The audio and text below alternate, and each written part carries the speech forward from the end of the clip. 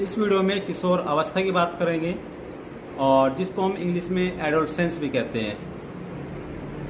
किशोर अवस्था बाल्य अवस्था के आने वाली अवस्था है। जो उसके बाद जो अवस्था आती है हम उसको किशोर अवस्था कहते हैं। और इस एज को ये जो एज होती है किशोर अवस्था की, ये 12 साल से शुरू होती है और 19 साल तक की आयु तक किशोर अवस्था ही कहलाती है। और मनोवैज्ञानिकों ने इस काल को तूफान एवं परेशानी का काल कहा है। ऐसा क्यों कहा गया है ये आगे इसके बारे में डिस्कस करेंगे। लेकिन फिलहाल हम बात कर रहे हैं किशोर अवस्था की।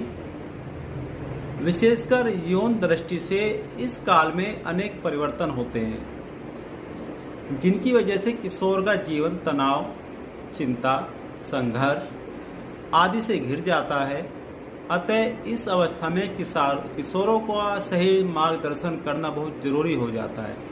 यदि हम उनको सही तरीके से उनकी काउंसलिंग नहीं करेंगे, निश्चित रूप से इस अवस्था के जो बच्चे होते हैं वो पथभ्रष्ट हो जाते हैं, अपने रास्ते से भटक जाते हैं।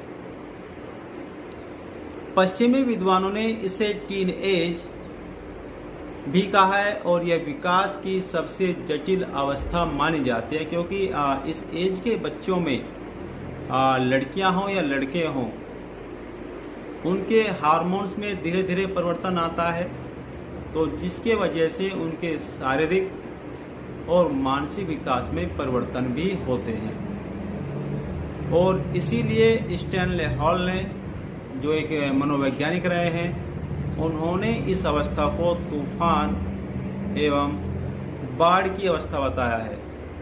क्योंकि ये एज ऐसी होती है, यदि हमने बच्चे को सही रास्ता नहीं दिखाया, उसकी भावनाओं को नहीं समझा, तो वो गलत व्यक्तियों की संगत में चला जाता है और जिसका रिजल्ट निश्चित रूप से हमारे अनुकूल नहीं होता। तो तब हमें रियलाइज़ होता है कि बच्चे के साथ हमने शायद गड़बड़ कर दी है, हमने उसको भरपूर टाइम नहीं दे पाए हैं। तो बच्चों को अपने समय दीजिए, उनसे बैठ के बात कीजिए, उनकी समस्याओं का समाधान निकालिए और जो भी उनके मन में जिज्ञासाएं हैं उनको शांत कीजिए। क्योंकि इस अवस्था में यदि बच्चे को हमने सपोर्ट नहीं किया, मानसिक रूप से हमने उसको मजबूत नहीं बनाया, तो निश्चित रूप से बच्चा ऐसे व्यक्तियों की संगत में चला जाता है जो उसके भविष्य को बर्बाद कर देता है। तो हमें अपने बच्चों को संभाल के रखना है और ऐसे लोगों से बचा के रखना है जो हमारे बच्चे का पथ भ्रष्ट कर सकते हैं, चाहे फिर वो कोई भी क्यों ना हो।